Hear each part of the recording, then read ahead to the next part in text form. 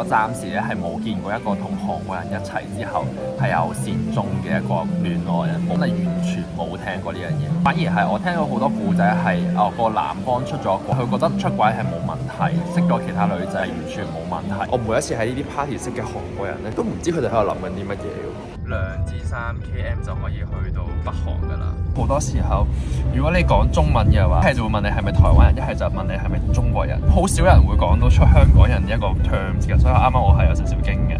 佢話想，因為以前台灣嗰啲都喺個北韓嗰度嘛，以前有日本迫害，咁呢個係民族性嚟嘅，想不過好難咯。Hello， 大家好，我係 Evan， 唔經唔覺我已經喺韓國1年左右咁。無論係天氣、氣温、生活空間、人同人之間嘅關係，我覺得香港同埋韓國都有好大嘅分別。一開始嚟韓國，雖然我一句韓文都唔識，唔識嘅程度係我喺路上所有指示我都唔知佢講乜嘢。每次買嘢我都要同個 sales 夾硬講英文嘅嗰個程度。嚟咗1年之後咧，就發現我同1年前嘅變化都有幾大，而且對於成個生活模式都開始比較習慣。咁嚟韓國之前唔多唔少都係對韓國有少少幻想。我記得就係嚟韓國之前嘅頭2個月，我就會覺得我會喺呢一度揾到一個好好嘅居住環境，呢度嘅所有人都會對我好 nice。咁我總結咗嚟韓國之後嘅一啲心得同埋變化。而家咧就係早上10點啦，所以我而家就係食早餐，一如既往嘅麵包吐司咁樣。我係完全唔會厭㗎食呢樣嘢。我而家就嗱臨食完個早餐出發先。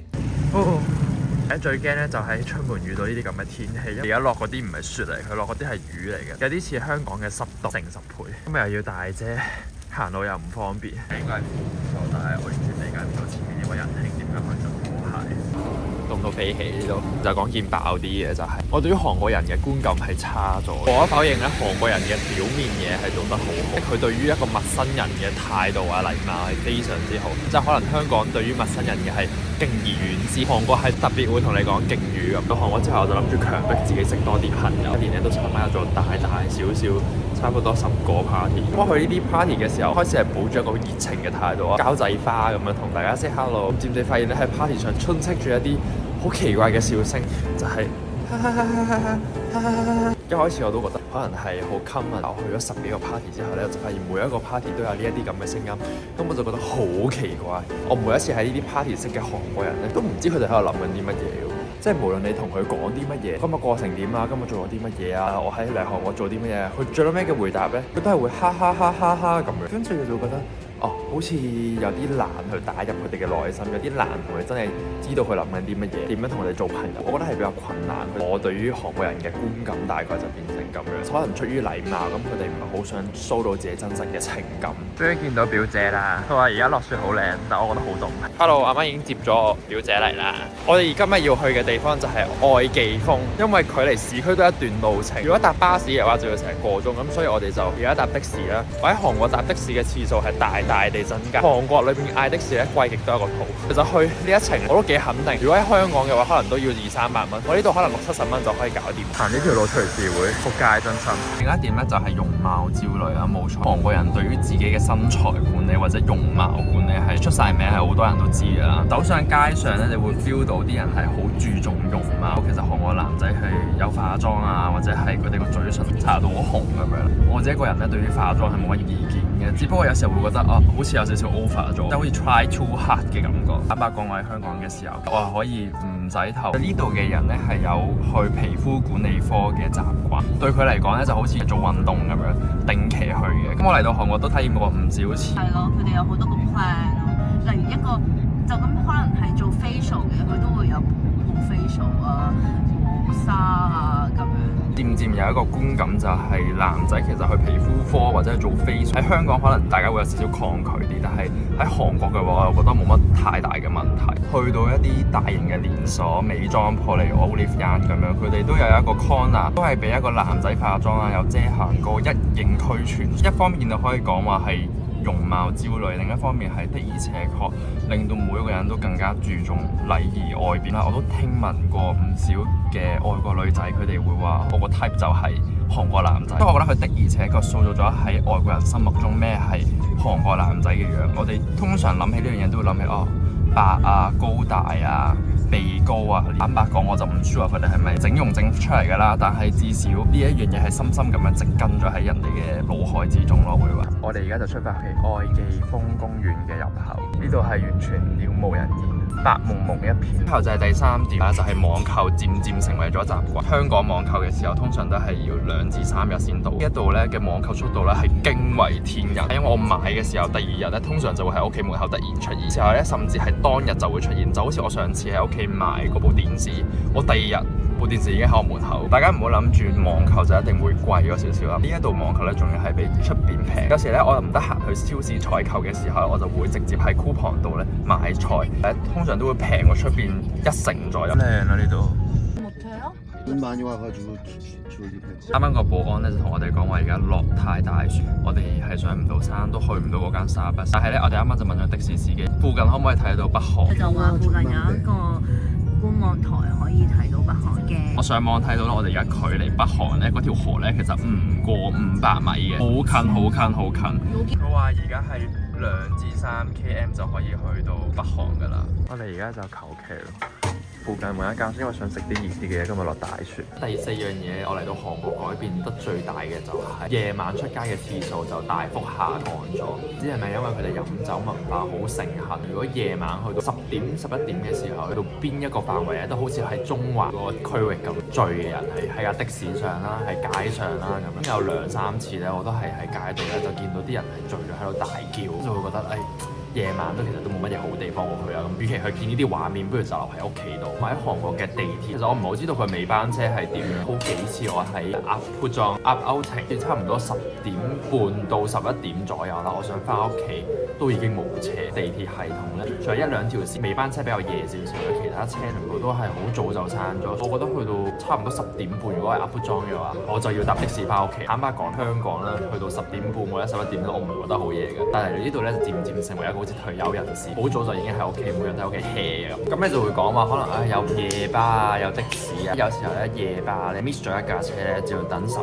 分鐘、20分鐘、40分鐘都有可能。而家冇乜地鐵嘅時候咧，大家就會湧晒去坐通宵巴士。每一次咧，我搭通宵巴士有90% 嘅機會咧，全部都係 full 晒，就會覺得有啲論盡。夜晚出街我都唔會話好夜先翻屋企啊。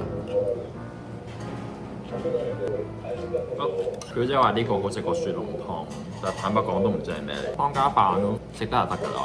我對食物嘅要求唔高。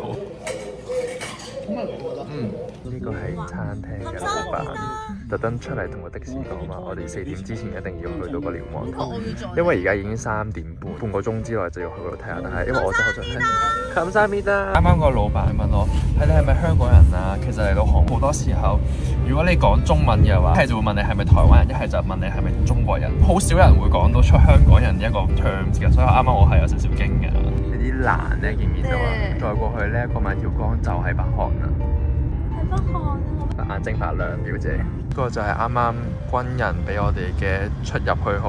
哇！佢有坦克喺度喎，唔少癲。就係要去呢一個瞭望台度睇北韓。大家見唔見到後邊多咗一個人咧？就係我哋啱啱帶嘅的士司機。佢話要一齊上嚟睇下，勁好人喎！個司機仲要幫我哋俾埋入場。不過我哋之後會的士費會俾多啲，咁應該就冇嘢。好似老豆咁樣，的士司機話咧，佢都冇嘢做，與其喺下邊等我哋，不如一齊上嚟。咁我哋就一齊上嚟咯。第6樣嚟咗韓國之後，好大嘅變化。基本上我嘅銀包係唔會有現金嘅，全部都係卡。除咗上次講話明洞嗰啲攤檔要用現金之外，去所有地方都只係可以用卡。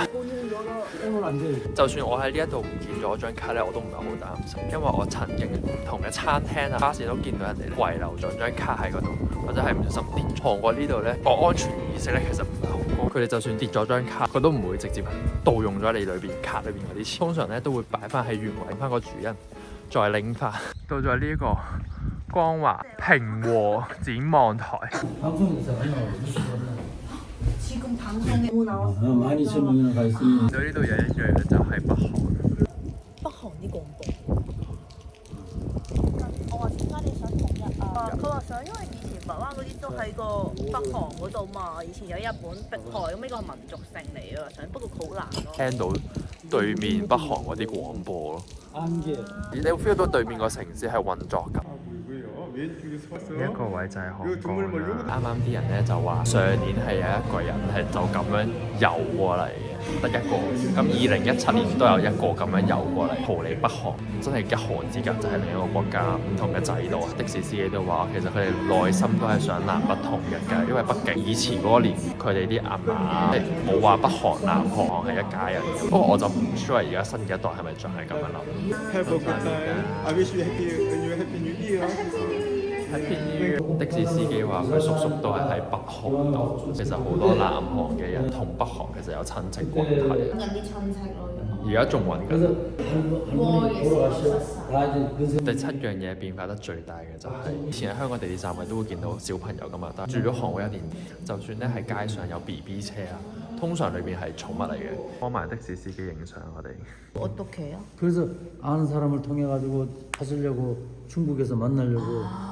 但都可以打到電話嘅。 지금唔得啊，我 그 북한에서 그냥 但係以前 북한에 打仗就係咁樣， 있어요. 的確以前真係喺呢一個位置打過仗。 많이 참아서 見到呢度全部都係破破爛爛咁樣。第九樣嘢就係我慢慢 enjoy 自己一個人嘅時光。其實我唔係一個特別 social 嘅人，但係我好中意同我自己 close friend 去出街嘅。啱啱都講到啦，其實我覺得認識韓國人係一件好難嘅事，真係要同佢哋做朋友咧，係需要了解佢哋諗緊啲乜嘢咁。加上語言唔通嘅關係，好多時咧都係自己喺屋企，就唔會話好似以前咁樣可以約朋友落樓下出街食嘢。咁所以大家如果朋友喺屋企附近嘅話，係要好好咁樣珍惜佢哋嘅存在。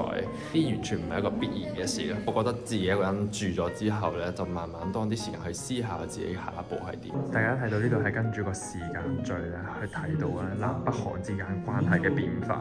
哇！呢度有馬丁路德金嘅金句 I have a dream。哇！嚇死呢度！